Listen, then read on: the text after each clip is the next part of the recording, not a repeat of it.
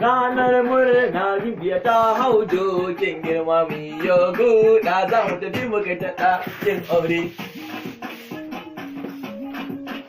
Yaraye masoya ku cashe albishirin 'yan mata samari.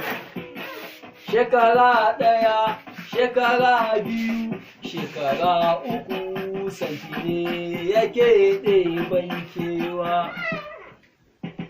Yau ne ranar tashewa samari 'yan mata lale, happy birthday to you, happy birthday Rabi. Kai da buri zance na ba shakka, duk wanda ya riko da ma'aikin Allah rayuwa ta daidai. Ina zance ana za a yi mata kayan da ba ruwa. Yayan yaya uba,